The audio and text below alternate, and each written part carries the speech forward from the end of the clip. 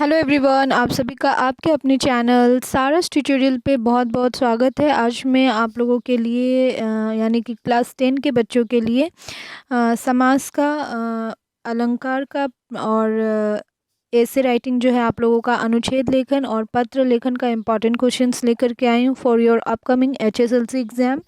ठीक है, इससे पहले मैंने पर्यायवाची विलोम शब्द और मुहावरे और श्रुतिसम भिन्नार्थक शब्द का भी इम्पॉर्टेंट क्वेश्चंस दिया है। अगर आपने उस वीडियो को नहीं देखा है तो प्लीज़ देखिए, और अगर आपको लिंक नहीं मिल रहा है तो आप सारस ट्यूटोरियल सर्च करके भी देख सकते हैं। ठीक है, और मैं डिस्क्रिप्शन में ट्राई करूँगी कि मैं लिंक्स आप लोगों को प्रोवाइड कर ही दूँ। ठीक है, ताकि एक साथ ही मैं एज अ ग्रामर का बेसिकली मैं ग्रामर प्लेलिस्ट बना करके दे दूँगी ग्रामर का, और हो सकेगा तो क्लास 10 के एचएसएलसी के जो इम्पोर्टेंस वीडियो मैंने बनाए हैं उसका भी प्लेलिस्ट बना के डिस्क्रिप्शन में दे दूँगी। ठीक है, सो वहाँ से आप सारे वीडियोस को एक साथ ही देख सकेंगे। यहाँ पे देखिए, बेसिकली समास साधित करके समास का नाम लिखना है। ठीक है, जो भी जितना भी दिया है it's enough for your HSLC exam. Okay, इसके अलावा और पढ़ने की ज़रूरत नहीं है। बट अपार्ट ऑफ दिस इसकी कुछ अलग आ जाता है तो वो वहाँ पे आप अपना माइंड यूज़ करना, कंसेप्ट यूज़ करना और फॉलो ज़रूर करना, क्वेश्चन को छोड़ करके मत आना। हिंदी में तो 1 मार्क्स का भी छोड़ के मत आना। ठीक है, पहला क्वेश्चन है शक्ति के अनुसार यथाशक्ति अव्ययीभाव समास। ठीक है, नीली है जो गाय, नील गाय कर्मधारय समास। अब देखिए एक चीज़, हाँ, यहाँ पे ये समास ऐसे समास को तोड़ के दिया हुआ है ना, सेंटेंस में दिया हुआ है जिसको साधित किया गया है एक वर्ड में। ठीक है, कभी कभी ऐसा हो सकता है कि आपको ये वाला पोर्शन दे दे, यथाशक्ति दे दे, तो आपको लिखना क्या पड़ेगा, शक्ति के अनुसार, और फिर आप ब्रैकेट में लिखेंगे जो भी समास है, जैसे अव्ययीभाव, तत्पुरुष, कर्मधारय। ठीक है, तो वो जो समास का नाम है उसको आप ब्रैकेट में लिखोगे, अव्ययीभाव समास। ठीक है, इस तरीके से पैटर्न को फॉलो करना जिस तरीके से लिखा गया है। नवरत्नों का समाहार, नीली है जो गाय, नील गाय कर्मधार है। नवरत्नों का समाहार यानी कि नवरत्न द्विगु समास होता है ये। और हाँ, एक और मैं आपको कॉन्सेप्ट बता दूं, जहाँ पे भी नंबर की बात आए, 9 हो गया, 7 हो गया, शताब्दी हो गया, ठीक है, जहाँ पे भी चतुर है ना, मतलब चौराहा हो गया, तो जहाँ पे नंबर की बात होगी वहाँ पे आंख बंद करके द्विगु समास लगा दोगे। ठीक है, जहाँ पे नंबर की बात होगी वहाँ आंख बंद करके द्विगु समास लगा दोगे। ठीक है, नेक्स्ट क्वेश्चन, ईश्वर और अल्लाह, तो ईश्वर हाइफन बीच में और अल्लाह, तो ये दूसरा पैटर्न क्या है, आपको ट्रिक है कि जहाँ पे और हो, तथा हो, बीच में एक मतलब कंजंक्शन वर्ड, ठीक है, जो दो वर्ड को जो जोड़ता है, ठीक है, जो दो वर्ड को जो जोड़ता है, ऐसा वर्ड अगर आपको मिल जाए या इस तरीके से बीच में हाइफन मिल जाए तो समझ लेना कि वो क्या है, द्वंद्व समास है। ठीक है, सिर्फ 2 ही वर्ड रहेंगे और उसको कनेक्ट करने वाला एक कंजंक्शन रहेगा, चाहे वो और हो, तथा हो, या कुछ और भी हो सकता है। ठीक है, तो वहाँ पे आपका क्या होता है, द्वंद्व समास होता है। और अगर इस तरीके से दिया है, ईश्वर अल्लाह, राम लक्ष्मण, भाई और बहन, ठीक है, आप तथा अपयश, ठीक है, इस तरीके से अगर क्वेश्चंस हैं तो आप उसमें से और को हटा करके क्या लगा दोगे, बीच में हाइफन लगा दोगे, डैश लगा दोगे। ठीक है, और इस टाइप के जो क्वेश्चंस होते हैं, ऐसा अगर क्वेश्चन दिख गया तो समझ लेना कि वो क्या है, द्वंद्व समास है, आँख बंद करके द्वंद्व लिख देना।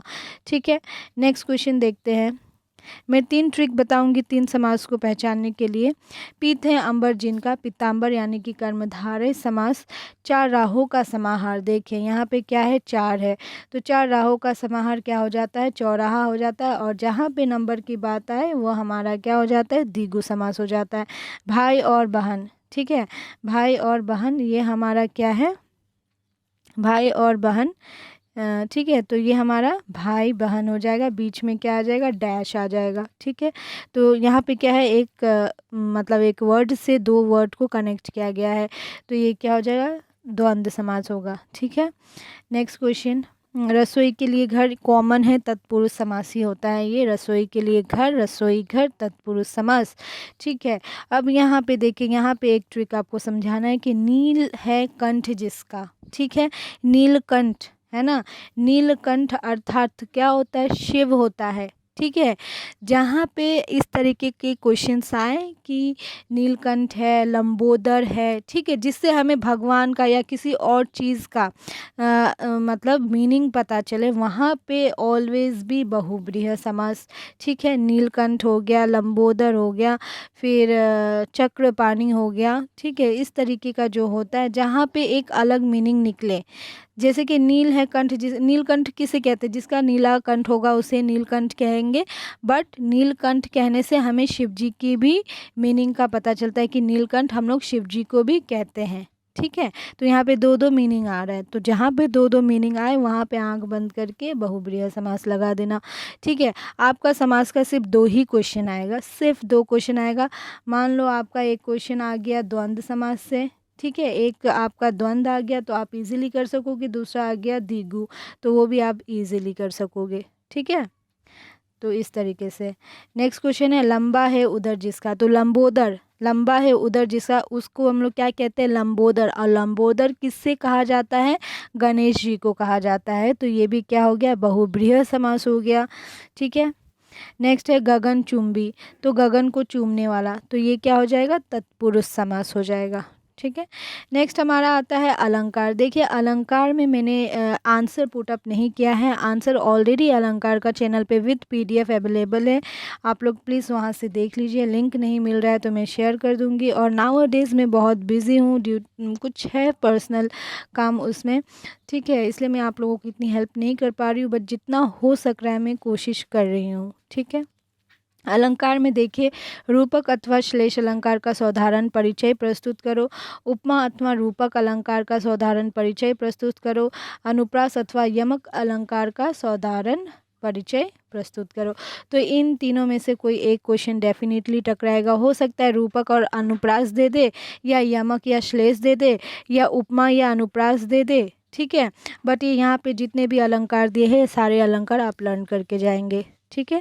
इसके बाद देखिए हमारा आ जाता है पत्र लेखन, ठीक है।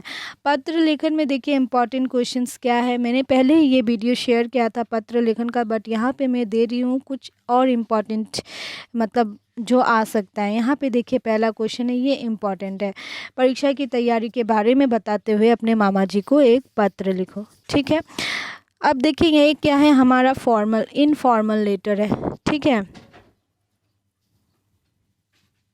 सो यहाँ पे देखिए इस क्वेश्चन में कि परीक्षा की तैयारी के बारे में बताते हुए अपने मामा जी को एक पत्र लिखो, ठीक है। ये क्या है, हमारा इनफॉर्मल लेटर है।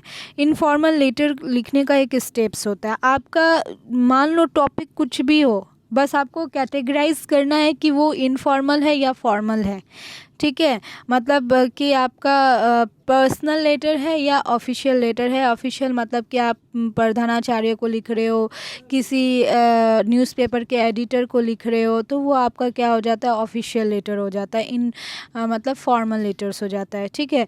तो जहाँ पे भी पर्सनल लेटर आए, टॉपिक कुछ भी हो सकता है, शादी का इन्विटेशन देना है, या बर्थडे का इन्विटेशन देना है, या बर्थडे की बधाई देनी है, शादी की बधाई देनी है, या मामा जी से या पापा जी से कुछ हेल्प मांगना है, या मतलब उनको अपने फ्यूचर ड्रीम्स के बारे में बताना है, ठीक है, अपने जीवन का लक्ष्य बताना है।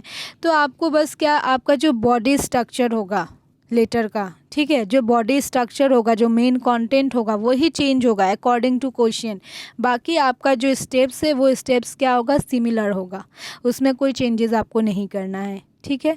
चेंजेस करना होगा जिसको आप लेटर लिख रहे हो उसका, ठीक है, उसको चेंज करना होगा, बाकी आपका सेम रहेगा। बाकी बॉडी स्ट्रक्चर आपके क्वेश्चन के अकॉर्डिंग रहेगा, ठीक है। इसलिए आप सिर्फ पैटर्न फॉलो कीजिए, ये मत सोचिए कि एग्जाम में कौन सा क्वेश्चन आएगा, आप बस पैटर्न को फॉलो कीजिए, स्टेप्स को समझ लीजिए कैसे लिखना है, ठीक है।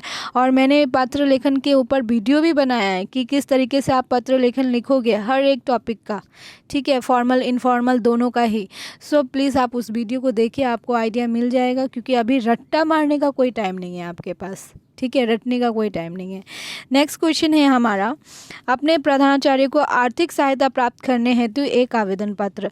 ये भी इम्पॉर्टेंट क्वेश्चन है, ठीक है, ये भी इम्पॉर्टेंट क्वेश्चन है। अब क्वेश्चन ये वाला आए या फिर इसके अगेंस्ट में ये वाला आए कि 2 दिन की छुट्टी मांगते हुए विद्यालय के प्रधानाध्यापक को एक आवेदन पत्र लिखो।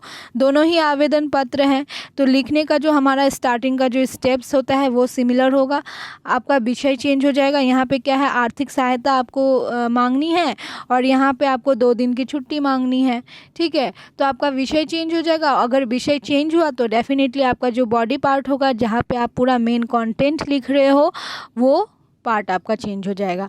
बट दोनों में ही आप अपना सेल्फ इंट्रोडक्शन तो दोगे ही कि मैं आपकी कक्षा की 10वीं की छात्र हूँ। ठीक है, ऐसे ऐसे करके जो देना है वो आप तो दोगे ही। ठीक है, तो ये पत्र लेखन वाला वीडियो आप लोग प्लीज़ देख लीजिए, आप लोगों को आइडिया हो जाएगा। ठीक है, जैसा नेक्स्ट है, जल संरक्षण की आवश्यकता पर प्रकाश डालते हुए गुवाहाटी से प्रकाशित होने वाले दैनिक प्रभात के संपादक के नाम पर एक पत्र लिखो। ठीक है, ये भी क्या है, हमारा इनफॉर्मल ऑफिशियल लेटर है, फॉर्मल लेटर है। ठीक है, यहाँ पे और एक चीज़ है, देखो ये क्वेश्चन और ये वाला क्वेश्चन, ये वाला ऊपर जो मैंने बताया वो, और ये प्रदूषण की रोकथाम के उपाय पर चर्चा करते हुए, नहीं ये तो पर्सनल हो गया, और एक दिया था मैंने, हाँ, स्वच्छता अभियान के महत्व पर प्रकाश डालते हुए गुवाहाटी से प्रकाशित होने वाली दैनिक पूर्वोत्तर के संपादक के नाम पर एक पत्र लिखो। ठीक है, तो ये दोनों पत्र क्या है, हमें एक न्यूज़पेपर के संपादक यानी एडिटर के नाम पे ये पत्र लिखना है। तो ये दोनों पत्र क्या है, एक दूसरे से मिलते जुलते हैं। ठीक है, तो इनके जो स्टेप्स होंगे, स्टार्टिंग के जो स्टेप्स होंगे वो सेम ही होंगे, बस आपका जो सब्जेक्ट है यानी कि जो विषय है वो चेंज हो जाएगा, और विषय चेंज होने से आपका जो नीचे जो हम लोग पूरा कंटेंट पार्ट लिखते हैं, पूरा जो डिस्क्रिप्शन लिखते हैं वो चेंज हो जाएगा। ठीक है, बस पूरा खेल बस वो जो कंटेंट आप जहाँ पे लिख रहे हो ना, पूरा जो आपका जो डिस्क्रिप्शन है ना, बस वहीं पे है। बाकी जो आपका जो पैटर्न है, लेटर राइटिंग का, इनफॉर्मल का जो होता है, आप उसको ही फॉलो कीजिए। अध्यापक को लिखने के समय जो हम लोग फॉलो करते हैं वही फॉलो कीजिए, और जो संपादक को लिखने के टाइम पे फॉलो करते हैं वही फॉलो कीजिए। बाकी सिर्फ आपका विषय और नीचे का जो मेन पार्ट है वो चेंज होता है, इसलिए इतना मतलब वरी मत होइए, दिया हुआ है चैनल पे, वो देख लीजिए, बस हो जाएगा। ठीक है, दूसरा है, खेलकूद का महत्व बताते हुए अपने छोटे भाई को एक पत्र लिखो। ठीक है, इसके बाद है, कोरोना महामारी की बढ़ती समस्या से सावधान करते हुए अपने मित्र को एक पत्र लिखो। यहाँ पे ऐसा भी हो सकता है कि कोरोना महामारी से बचने के लिए क्या क्या उपाय कर सकते हैं, उसे बताते हुए अपने मित्र को एक पत्र लिखो। ठीक है, इसके बाद है 9, अपने प्रधानाध्यापक को एक पत्र लिखो जिसमें खेलकूद की सामग्री सामान की समुचित व्यवस्था का आग्रह किया गया हो। तो ये भी क्या है, अध्यापक को लिखना है, अपना प्रधानाध्यापक को, तो स्टेप सेम होगा, विषय चेंज होगा। ठीक है, अपने जीवन के लक्ष्य को बताते हुए अपने मामा जी को एक पत्र लिखो। तो ये भी क्या है, आपका इनफॉर्मल लेटर है, पर्सनल लेटर है। तो पर्सनल लेटर का जो पैटर्न्स होता है उसे फॉलो कीजिए, और विषय को और नीचे आपका जो मेन पार्ट है उसको चेंज करके लिख दीजिए। ठीक है, नेक्स्ट है, जन्मदिन के बधाई संदेश देते हुए अपने मित्र को, अपनी सहेली को एक पत्र लिखो। तो ये सब इतना, ये क्वेश्चन इतना इम्पॉर्टेंट नहीं है। ठीक है, ये अपने इलाके में पेड़ पौधे लगाने की सिफारिश करते हुए वन विभाग को एक आवेदन पत्र लिखो। ये भी इतना इम्पोर्टेंट नहीं है, नहीं आएगा एग्जाम में। ठीक है, ये 2 क्वेश्चन इतना इम्पोर्टेंट नहीं है, 10 और 11 11 एंड 12, बट बाकी का जो